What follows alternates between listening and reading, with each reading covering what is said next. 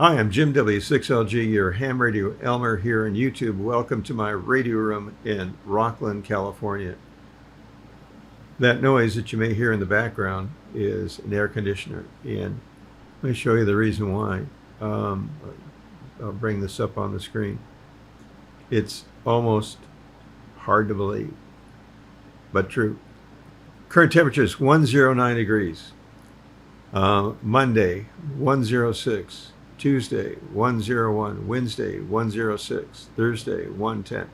And it continues on like that. Humidity right now is at 17%, and it is just plain hot. There is a small fire in acreage in the Placerville area. As to where that fire has gone, I don't know. I'm going to check on it in a while. There are some things that you may want to think about not doing or changing when you switch from operating UHF, VHF to HF. The skills are different, and I would encourage you to do the best you can to listen to what somebody is telling you. Pay attention, listen, respond to what the other guy is telling you. By that I mean, let's say you're talking to a guy in Japan and he's 5x9 plus 20, and he gives you a signal report of 4x4. That means he's having trouble hearing what you are saying. He's missing maybe 20%. So when he turns it to you, if you just go, this is Jim, and you stop talking, he doesn't know if you stopped talking, faded into the noise, or what. What I would do is say, my name is, give the call signs, my name is Jim, might even spell it out, back to you, and give him a clue as I'm turning it back. With respect to turning it back, I never say QSL. I think it's overdone and way overdone. I hear it being used, QSL this, QSL that, QSL. Talked to a guy the other day, and every time he turned it to me, he said QSL, as if that meant over or back to you, which it does not mean. And I said to him, why are you saying QSL? And his answer was, I'm saying QSL so I have confirmation that you understood what I said. And my response to that was, well, I said you were 5x9, readability 5. 5 in that I understand everything you were saying. You don't need to say QSL. Just turn it back to me. Say the few things you want to say and say over or back to you, or some clue that you're turning it back to me other than QSL. QSL does not mean over. It's done a lot in contests and things like POTA, where that has a different structure, and there it's a different set of rules. Nothing hard and fast, just the way things happen. In POTA, oftentimes the state is given like TN for Tennessee, or Charley Alpha for California. If I'm talking to a friend of mine or a new guy in Japan, I'm not going to say you're 5'9" in Charley Alpha. His English may be limited, and he's thinking, Charley Alpha, what does that mean? You're 5'9" in California. Stick with plain language. It's not necessary to say TN, Tennessee, WI, Wyoming, and the rest of them. Just say Wyoming. Another thing is whiskeys. If you're running 100 watts, it's better not to say whiskeys. Again, the guy in Japan or the guy in Russia may hear the word whiskeys and think, what in the world is this guy talking about? So just say you're running 100 watts. Everybody understands watts. And you are running watts. You are not running whiskeys. Another thing is, if you're new to HF, you may have joined a net, and that net may have its own little rules for operating that don't apply outside of the net. One of those might be the word contact.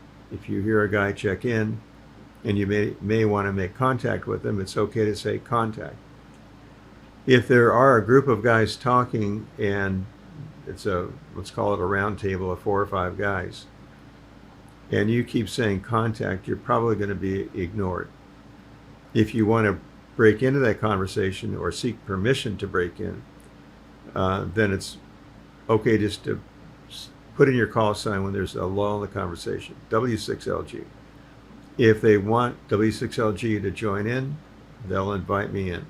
If they don't, they'll just ignore me. Another thing not to do is to say break, break. For many groups and for many hams, break, break is the same thing as saying pan, pan.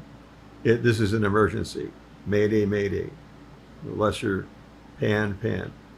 Break, break. If you have an emergency, that's one thing.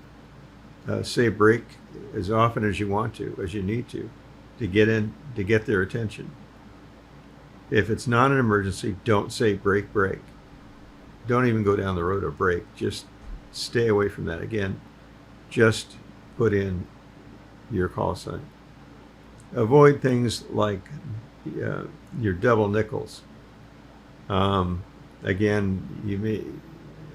that may mean 5 by 5 to a lot of folks, but somebody that doesn't speak English very well hears double nickels and wonders, what in the world is that guy talking about? Just say you're 5 by 5. Stick with plain language. Plain language. Another one is phonetics. Let's say your call sign is HCJ. And so you answer a guy in Russia, somewhere in Siberia.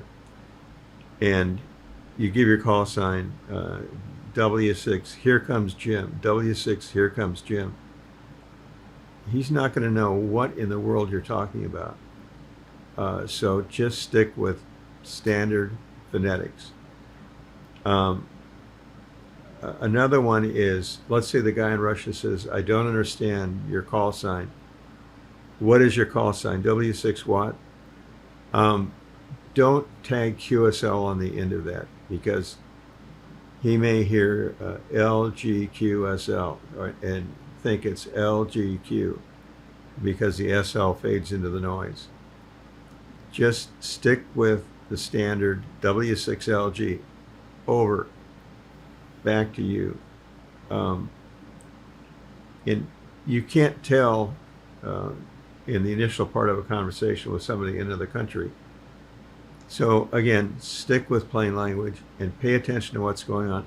Listen to what the other guy is saying. Assess how well he's understanding you, and listen to your signal report. Adapt your mode of operating to that signal report. If he says you're 5 by 9 and he's 5 by 9, then carry on a conversation back and forth.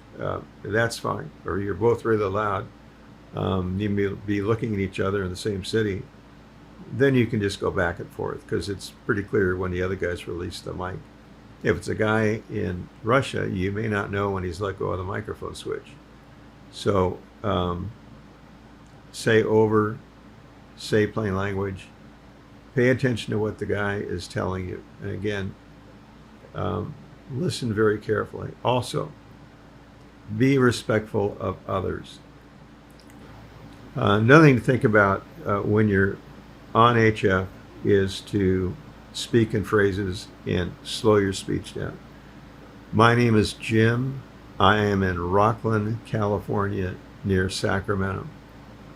Just slow your speech down a bit. Enunciate better than I just did. Have the microphone right up against your lips so there's no room noise like my air conditioner. The expression hi, hi comes from the CW days. And it was the way of laughing. They didn't have a microphone. They had no way to communicate other than CW. So the guy would say, did it, and it was a laugh. Avoid saying hi, hi in place of a laugh. You want to laugh? Laugh. Again, plain language.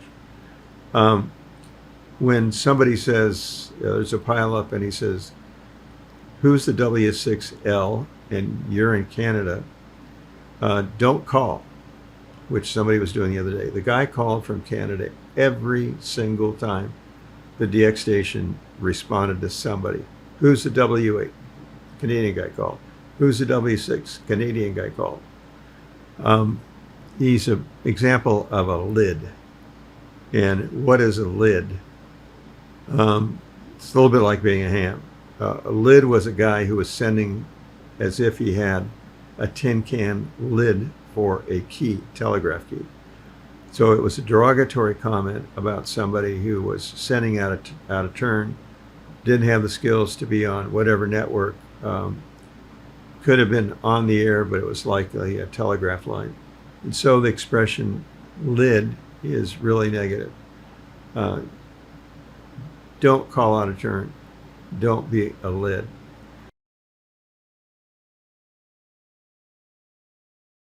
Ham. Ham is not capital H, capital A, capital M. It's lowercase h, a, m. It is a word. It's a ham. It came from being ham-handed. There weren't 3 kids who testified in Congress. That's just baloney. It was an expression that was negative towards this new radio group who's getting on the air, and they're skilled telegraph operators, and they get on also, and they hear these guys, and the new guys don't know how to send CW correctly, and they don't have the skills. And for example, in sending the letter C, they might send da dit, and a good CW operator may look at that or listen to it and think, oh man, this guy doesn't know what he's doing. So it was being ham-handed or not sending correctly. It was a negative thing. Even the FCC has it wrong. They've got all 3 letters capitalized. That's not what it is. If FCC is watching, you need to fix that. It can be capital H, A-M, but it was an abbreviation or shortening up of ham-handed. It's not an acronym. It shows on FCC as an acronym. All right, I've mentioned a bunch of things I think new guys need to think about. If you'd like to add to that list, please do that. If you disagree with something I just said, please do that too. Add a comment below. I would like you to subscribe if at all possible. I'm Jim, W6LG in Rockland, where it's still 109 degrees and 17% humidity. Please subscribe. 73.